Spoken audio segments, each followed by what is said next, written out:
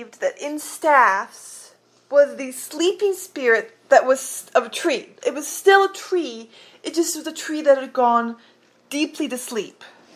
And they believed that fire was the opposite, the antithesis, the most opposite point of the essence of the tree.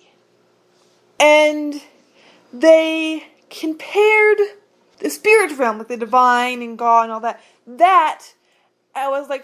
They compared that to air, because it wasn't tied down to any physical thing. It was like the air. Whereas like Gaia and the elementals were clearly of the earth. So they would do this thing where they would tap or stomp, like it was like stomping, but it was like they did it with the staff. They didn't do it with their feet. They did it with the staff. Like how when your foot's asleep, you might tap it on the ground to try to get it to wake up. They do that with the staff as like a remember your roots. Feel your roots again. Feel your roots again. And they would do this in front of a fire. It could be like a candle or a bonfire or like a torch. I mean, even a little match. If it's fire and you have a staff, it works. And this is how they would and this is how what they did to call in both the air, like the divine and angels and how we would consider all that, and the earth at the same time.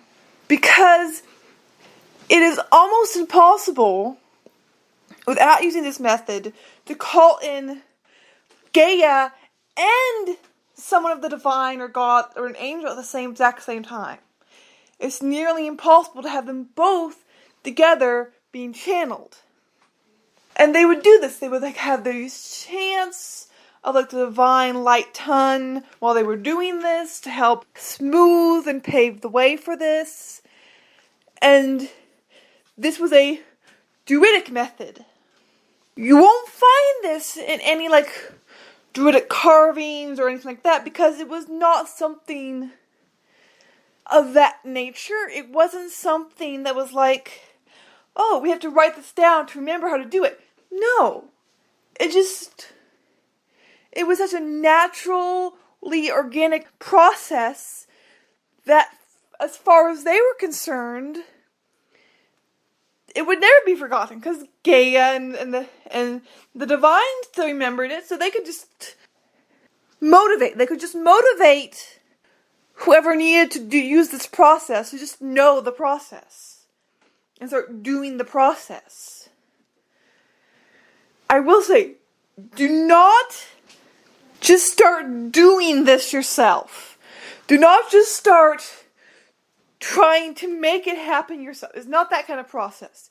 It has to happen organically, it has to happen naturally, it has to happen instinctively. You can't just go out and say, okay, I'm going to schedule from 12 to 1 on Tuesday to practice this ancient Druidic process. No!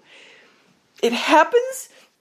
It will happen instinctually. It will happen gradually. It will just happen. It's not something you force. It's not something you plan. It's not something you schedule. It just happens. And you have to be really careful of which staff you use. What kind of staff you use. Because some staffs are just dead material. There isn't the soul of the tree has left. Those staffs won't work. And some staffs are too awake. The spirit of the tree is too close to the surface, and if you try to use that staff for this, it will cause not an implosion, not an explosion, but it basically, if you had a staff, you had to make sure you used a staff that wouldn't fully wake up. You want to stir it to the state of dreaming, not to full wakefulness. And it was this thing where when the spirit that still resided in the staff, went to that dreaming place, it helped smooth the communications between air and earth, or however you want to or like the divine and Gaia. But if you had a tree that was brought too further much into wakefulness, it would start sprouting. And you couldn't use that anymore as a staff. You have to just plant it and let it either become a tree again or let it allow its spirit to completely leave the wood. But either way, you couldn't use that staff again, and it's always a very in-depth process to try and find a new staff for this kind of thing. Because you had to find a staff that was of the perfect wakefulness, perfect sleepiness. And it was just this thing where it's like, it's such a thing that it was important. It was like the core pivotal point, this process of doing this. Why they would do it, like why they would be doing this. I mean, sometimes you could be doing it for like, you could go through the motions for like days and days and days, but the energy of the connection wouldn't be there, and you'd just be like making sounds and smacking sticks. But sometimes you'd be like, just kind of like sitting around, and like, I have to get my staff. You just like grab your staff, light a fire, just start doing it. So it was just this druidic channeling process that helped with the balancing and easing the way for powerful connections.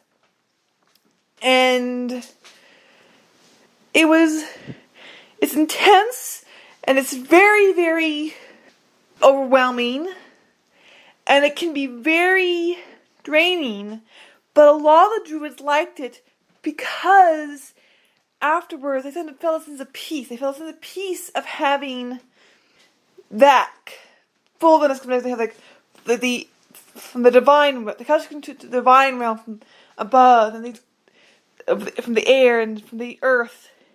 Oh, and the reason they called those are the divine realm, like angels and what we would call God, air, is because those entities and spirits and things aren't tied to physical things.